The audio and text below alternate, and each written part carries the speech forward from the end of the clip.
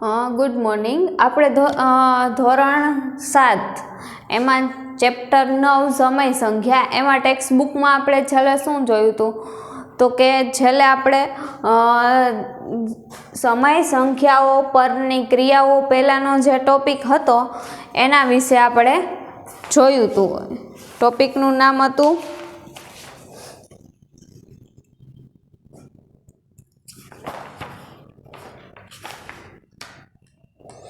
બે સમય સંખ્યાની વચ્ચેની સમય સંખ્યાઓ. એ જોયું હતું કે બે સમય સંખ્યા હોય એની વચ્ચેની સમય સંખ્યાઓ કેવી રીતના આપણે મેળવવી. હવે એના પછીનો ટોપિક છે સમય સંખ્યાઓ પરની ક્રિયાઓ. સૌથી છેલ્લો ટોપિક છે એના ઉપર ક્રિયાઓ. તો ક્રિયાઓ કઈ રીતે તો કે સરવાળા, બાદબાકી, ગુણાકાર, ભાગાકાર જેવી ક્રિયાઓ સમય સંખ્યા ઉપર કેવી રીતના થાય એ જોઈએ. તો પહેલું છે સરવાળા. તો સરવાળા જોઈએ. સરવાળો અપૂર્ણાંકનો કરતા હતા એ જ પ્રમાણે સરવાળો અહીંયા જોઈએ તો છેદમાં 3 7/3 વત્તા -5/3 છે. 2/3 છે એટલે 3ને આપણે કોમન લીધા. અહીંયા 7 પછી પ્લસ માઇનસ શું થાય તો કે માઇનસ થાય. પછી 5 7માંથી 5 જાય તો શું વધે તો કે 7માંથી 5 જાય તો 2 વધે અને છેદમાં 3 એટલે આ એનો જવાબ આવ્યો 2/3. તો આવી રીતના સમય સંખ્યાનો સરવાળો કરવાનો. છેદમાં 3 છે એટલે 3 7 પ્લસ માઇનસ માઇનસ 5 7માંથી 5 જાય તો 2 2/3. ત્યાર પછી છે બીજું છે -4/4 વત્તા 4/7 -4/7 વત્તા 4/7. હવે અહીંયા 7 છે અને 7 બેયના છેદ સરખા છે 7 તો છેદમાં 7. છેદ સરખા એટલે છેદને કોમન લીધો. ત્યાર પછી શું કરવાનું તો કે -4 વત્તા 4. તો 4માં પ્લસ માઇનસ માઇનસ 4માં 4 જાય તો 0 એટલે 0/7. હવે આ બે સંખ્યા જોઈ. આ બે સંખ્યા કઈ છે તો કે 4/7 છે એની વિરોધી સંખ્યા છે -4/7. તો કે બે વિરોધી સંખ્યા સમય સંખ્યાનો સરવાળો કરીએ તો જવાબ આવે 0. વિરોધી સમય સંખ્યાનો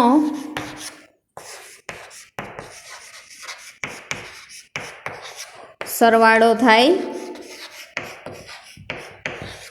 0. ત્યાર પછી બાદબાકી. હવે બાદબાકી છે એમાં 5/7 છે -3/8 છે.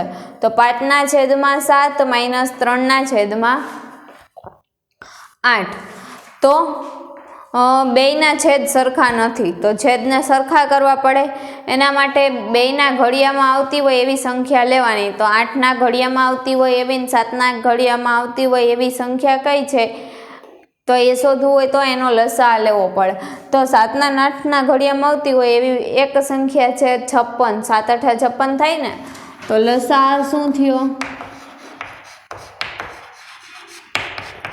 56. તો અહીંયા આના છેદમાં 56 લઈ આવવું છે 5/7. તો એને છેદમાં 56 લઈ આવવું હોય તો અંશને છેદને કેટલા વડે ગુણવા પડે 7 8 56 થાય એટલે અંશને છેદને 8 વડે ગુણવું પડે. અહીંયા 3/8 છે. છેદમાં 8ની જગ્યાએ 56 લઈ આવવા હોય તો અંશને છેદને 7 વડે ગુણવા પડે.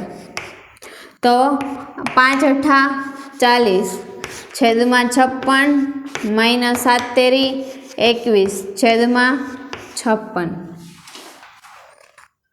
તો બેયનો છેદ કોમન લઈ લ્યો 56. 40માંથી 21 કાઢીએ સરવાળો કરો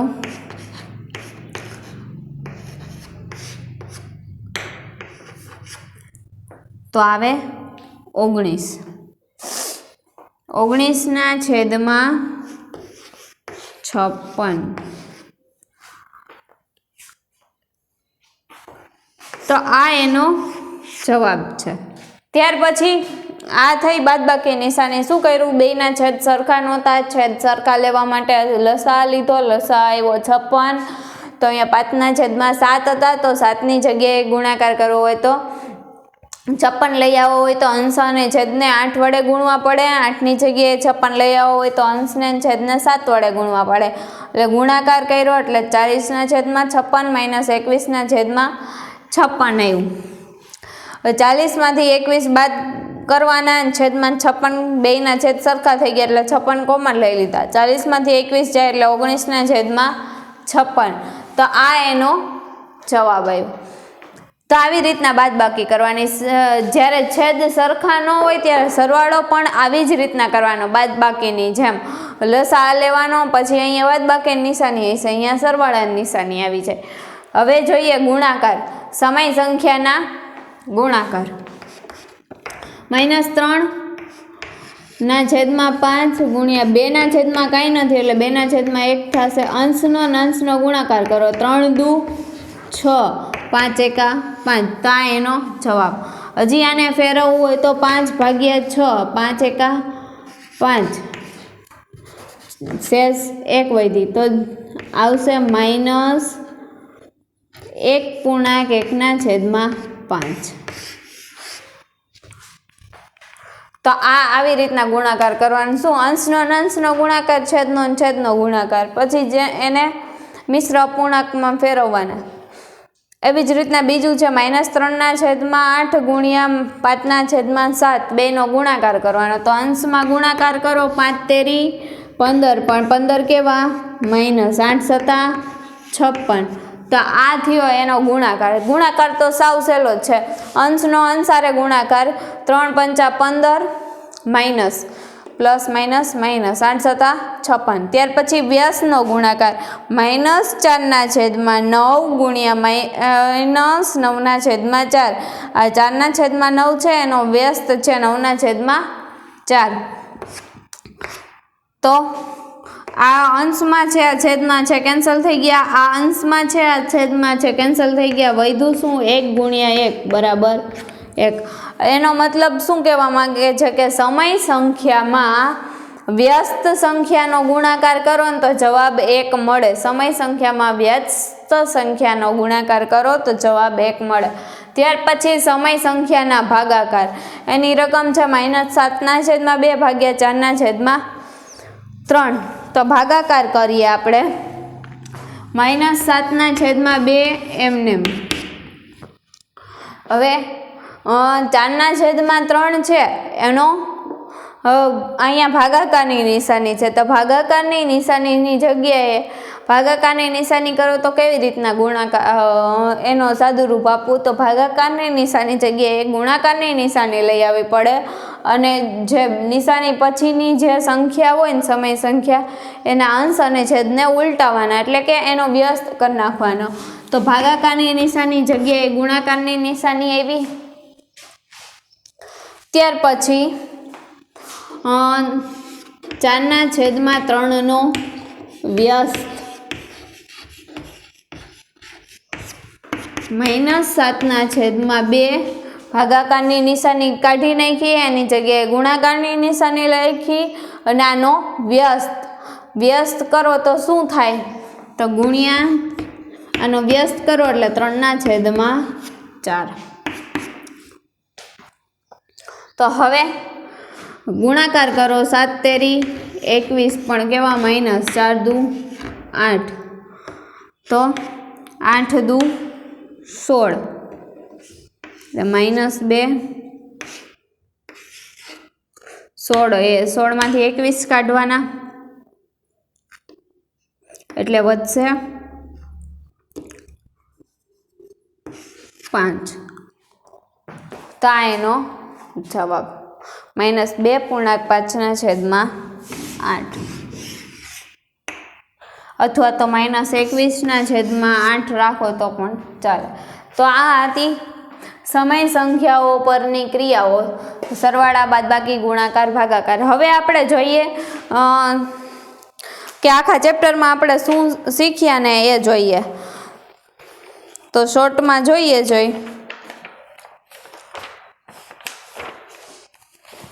તો પહેલાં શું શીખ્યા તો કે જે સંખ્યાને PQ સ્વરૂપમાં દર્શાવી શકાય, જ્યાં P અને Q પૂર્ણાંક છે તેમજ Q બરાબર 0 થાય, 0 ન થાય, Q બરાબર 0 ન હોય તો તેને સમય સંખ્યા કહેવાય. સમય સંખ્યા કઈ છે એના ઉદાહરણ આપ્યા કે -2/7, 3/8, 3 વગેરે. ત્યાર પછી બધા જ પૂર્ણાંક ને અપૂર્ણાંક એ સમય સંખ્યા છે. પછી બીજું શું કીધું કે બધા જ પૂર્ણાંકો અને અપૂર્ણાંકો સમય સંખ્યા કહેવાય, ધન પૂર્ણાંક, ઋણ પૂર્ણાંક. જો કોઈ સમય સંખ્યાના અંશ અને છેદનો શૂન્યેતર પૂર્ણાંક વડે ગુણવા કે ભાગવામાં આવે તો આપણને એક સમય સંખ્યા મળે છે, જેને આપેલી સમય સંખ્યાઓની સમાન સમય સંખ્યાઓ કહેવાય. જેમ કે -3/7 છે અને 2 વડે ગુણો તો -6/14 આવે. અંશમાં છેદમાં 2 વડે ગુણી તો -6/14 આવે. તો એ બે સરખી સમય સંખ્યા છે. અથવા તો ભાગાકાર કરો તો પણ એ બે સંખ્યા સરખી થાય. ત્યાર પછીનો પોઈન્ટ છે સમય સંખ્યાઓને ધન અને ઋણ સમય સંખ્યાઓના સ્વરૂપમાં વર્ગીકૃત કરી શકાય છે. જો અંશ અને છેદ બંને ધન હોય અથવા તો બંને ઋણ પૂર્ણાંક હોય તેવી સંખ્યાને ધન સમય સંખ્યા કહે છે. શું કીધું કે અંશ અને છેદ બે ધન હોય તો ધન સમય સંખ્યા, બે ઋણ હોય તોય ધન સમય સંખ્યા. જો અંશ અથવા છેદ બેમાંથી એક ઋણ હોય તો એ ઋણ સમય સંખ્યા બને છે. 0 એ ધન અને ઋણ સમય સંખ્યા નથી, એટલે 0 એ કોઈ પ્રકારની સમય સંખ્યા નથી. સમય સંખ્યાને તેના પ્રમાણિત સ્વરૂપમાં ત્યારે ગણી શકાય જ્યારે તેનો છેદ ધન પૂર્ણાંક હોય તેમજ અંશ છેદનો સામાન્ય અવયવ એક સિવાયનો બીજો ન હોય. એટલે કે સમય સંખ્યા પ્રમાણિત સ્વરૂપે ક્યારે થાય તો કે એનો છેદ ધન પૂર્ણાંક હોવો જોઈએ અને અંશ અને છેદનો એકોય અવયવ હોવા ન જોઈએ, સિવાય કે એક એનો અવયવ હોવો જોઈએ, એક સિવાયના એકોય અવયવ હોવા જોઈએ નહીં. બે સમય સંખ્યાઓની વચ્ચે અનંત સમય સંખ્યાઓ આવેલી હોય છે. સમાન છેદવાળી બે સમય સંખ્યાઓનો સરવાળો કરતા છેદને સામાન્ય રાખી અંશનો સરવાળો કરી શકીએ. બે ભિન્ન છેદવાળી સમય સંખ્યાનો સરવાળો કરતા પહેલા બંનેના છેદનો લસા લઈ ત્યારબાદ બંને સમય સંખ્યાઓના લસા જેટલા છેદવાળી બે સમાન સંખ્યાઓ ફેરવી સરવાળો કરવામાં આવે છે. ઉદાહરણ તરીકે આપણે જોયું હતું જે આપણે બાદબાકીમાં ઉદાહરણ જોયું ને એવું જ ઉદાહરણ છે. શું કીધું છે એમાં, શું કીધું સરવાળાનું હમણાં આપણે જોયું જ કે છેદ સરખા હોય તો છેદને સામાન્ય લેવાનો અને અંશની સરવાળો બાદબાકી જે કંઈ થતું હોય એ કરવાનું. પરંતુ છેદ સરખા ન હોય ત્યારે છેદનો લસા લેવાનો, ત્યારબાદ બેયના છેદ સરખા કરવાના અને પછી સરવાળા બાદબાકી કરવાના. બે સમય સંખ્યાઓની બાદબાકી બાદ કરવાની સમય સંખ્યાઓની વિરોધી ઘટક લઈ બીજી સંખ્યાઓ ઉમેરવામાં આવે છે. એટલે બાદબાકી કરવા માટે શું કરવાનું તો કે સમય સંખ્યાનો વિરોધી ઘટક લઈ અને બીજી સંખ્યા ઉમેરવાની. બે સમય સંખ્યાઓનો ગુણાકાર કરવા માટે અંશ અને છેદનો અલગ અલગ ગુણાકાર કરીએ અને તેને અંશનો ગુણાકાર ને છેદનો ગુણાકારના સ્વરૂપમાં લખીએ. હવે ગુણાકારમાં કેમ તો કે પહેલા અંશની સંખ્યાનો ગુણાકાર કરવાનો અને છેદની સંખ્યાનો. એક સમય સંખ્યાનો બીજી શૂન્યેતર સમય સંખ્યા સાથે ગુણાકાર કરવા માટે આપણે એક સમય સંખ્યાને બીજી શૂન્યેતર સમય સંખ્યાના વ્યસ્ત સાથે ગુણાકાર કરીએ છીએ. શું કીધું ભાગાકાર માટે તો કે બે સમય સંખ્યાનો ભાગાકાર આપ્યો હોય તો બીજી સમય સંખ્યા છે એનો વ્યસ્ત કરવાનો અને પછી આપેલી સમય સંખ્યા સાથે એનો ગુણાકાર કરવાનો અને ભાગાકાર આવી રીતના કરવાનો છે. આપણે અહીંયા ઉદાહરણ જોયું.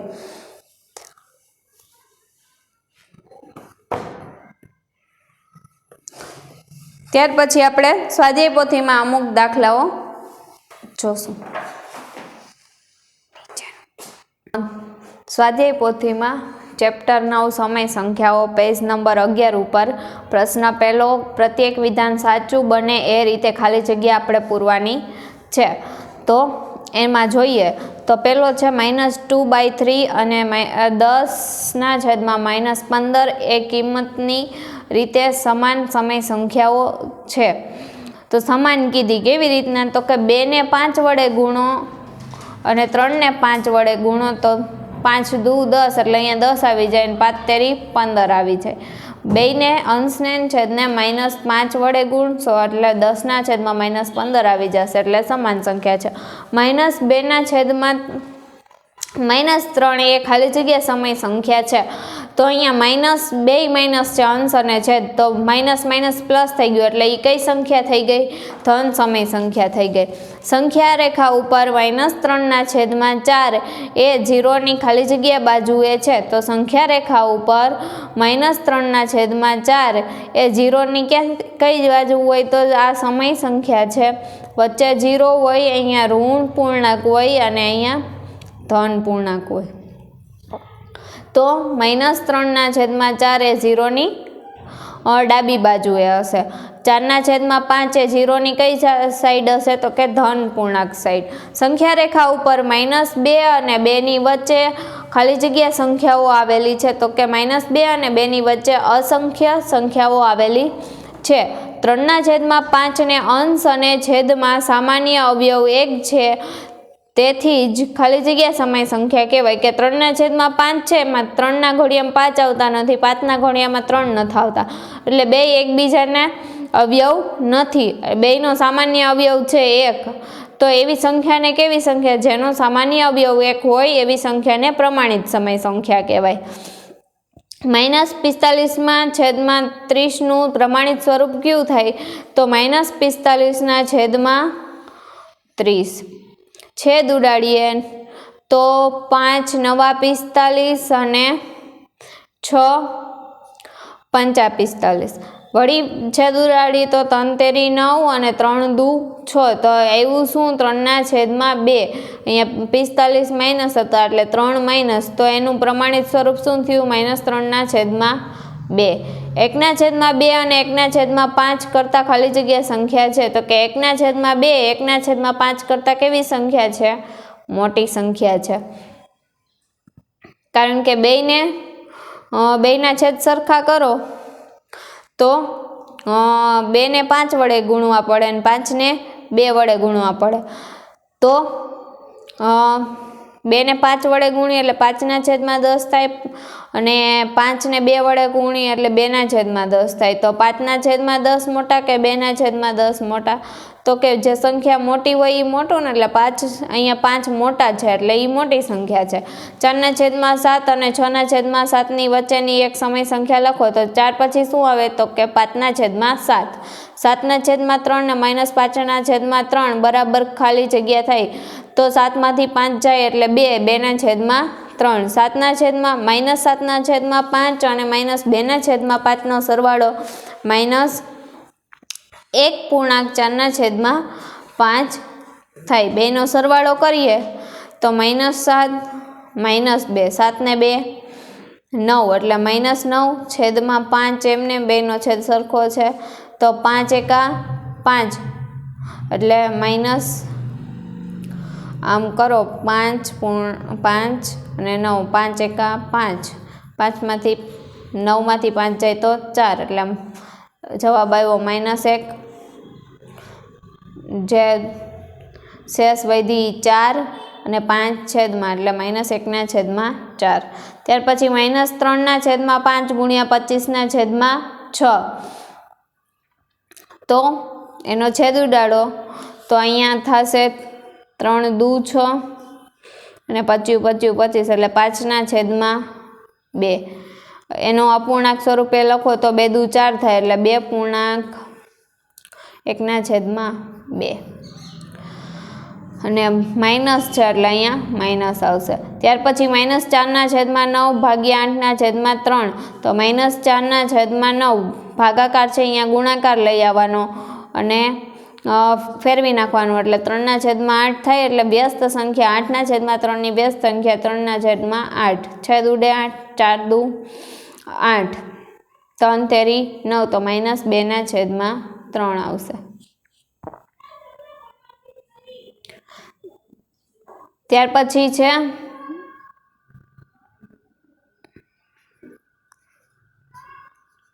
-1/6 આવશે. 2 અહીંયા છેદમાં આવશે. -3/4ની વિરોધી સંખ્યા કઈ છે? તો વિરોધી સંખ્યા એટલે માઇનસ હોય તો ધન વિરોધી સંખ્યા થાય, પ્લસ હોય તો ઋણ વિરોધી સંખ્યા થઈ. તો માઇનસ છે તો એની વિરોધી સંખ્યા 3/4 થશે. -2/7 વ્યસ્ત સંખ્યા તો -7/2 થશે. -1 વ્યસ્ત સંખ્યા કઈ છે તો -1 જ છે. 1 વ્યસ્ત સંખ્યા 1 જ થાય. -3/13 વિરોધી સંખ્યા કઈ છે તો માઇનસ છે તો વિરોધી સંખ્યા પ્લસ થઈ જશે 3/13. ખાલી જગ્યાની વ્યસ્ત સંખ્યાનું અસ્તિત્વ નથી તો કે 0. 1ના વિરોધીની વ્યસ્ત સંખ્યા -1. 1નો વિરોધી એટલે -1. એની વ્યસ્ત કરો તો -1 જ આવે. પરસ્પર બે વિરોધી સંખ્યાનો સરવાળો શું થાય 0. એકબીજાની વ્યસ્ત બે સંખ્યાનો ગુણાકાર કરો તો જવાબ આવે 1. -1.3/5 વ્યસ્ત સંખ્યા કઈ થશે તો કે 5 એકા 5 ને 3 -8/5 એની વ્યસ્ત સંખ્યા કીધી છે તો -5/8. -1ની વ્યસ્ત સંખ્યા એની એ જ સંખ્યા રહેશે. 5/8 ગુણ્યા 3/5 ગુણ્યા 8/3 તો એનો ગુણાકાર કરવો જોઈએ તો 8 અંશમાં છે છેદમાં છે કેન્સલ થઈ ગયા. 3 અંશ છેદમાં છે કેન્સલ થઈ ગયા. 5 અંશ છેદમાં છે એટલે કેન્સલ થઈ ગયા. તો વધ્યું શું 1 ગુણ્યા 1 ગુણ્યા 1 એટલે 1. -3.2/7 એ ખાલી જગ્યા સંખ્યા છે તો કે સમય સંખ્યા. 5માં અંશ 4 છે. ત્યાર પછી 6/11 6/11 છેદ 11 છે. 3.2/5 પૂર્ણાંક શું છે તો કે 3. 4.1/3 અપૂર્ણાંક શું છે તો કે 1/3. 3.2/5 ને PQ સ્વરૂપમાં લખવું હોય તો 5 તેરી 15. 15 ને 2 17/5 લખાય. 0.8 ને PQ સ્વરૂપમાં લખવું હોય તો 8/10 લખાય. 0 ને PQ સ્વરૂપમાં લખવું હોય તો 0/1 લખી શકાય. ત્યાર પછી વિકલ્પ છે 1 2 3 4 5 એક કેવી સંખ્યા ગણ છે તો એમાં જવાબ આવશે ડી પ્રાકૃતિક સંખ્યા ગણ છે. 0 1 2 3 4 5 કીધું હોય તો એ કઈ સંખ્યા ગણ થાય તો એમાં જવાબ આવશે બી પૂર્ણ સંખ્યા ગણ છે. ખાલી જગ્યા સંખ્યાઓને ગણતરીની સંખ્યાઓ કહે છે તો એને કઈ સંખ્યા કહેવાય તો કે પ્રાકૃતિક સંખ્યા છે એ ગણતરીની સંખ્યાઓ તરીકે ઉપયોગમાં લેવાય છે કારણ કે એમાં 1 2 3 4 5 થી અનંત સંખ્યા આવેલી છે. ખાલી જગ્યા એ પૂર્ણ સંખ્યા છે પણ પ્રાકૃતિક સંખ્યા નથી.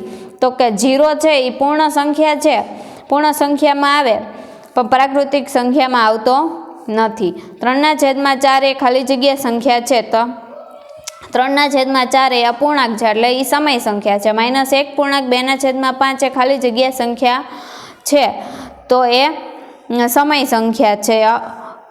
મિશ્ર અપૂર્ણાંક છે તો એ સમય સંખ્યા છે. 2.5 એ ખાલી જગ્યા સંખ્યા છે તો પોઈન્ટ કાઢો તો 25/10 લખાય તો એ કેવી સંખ્યા થઈ ગઈ સમય સંખ્યા થઈ ગઈ એટલે એ સમય સંખ્યા છે. ખાલી જગ્યાએ -4 થી મોટી સંખ્યા છે તો -2 છે એ -4 કરતાં મોટી સંખ્યા છે.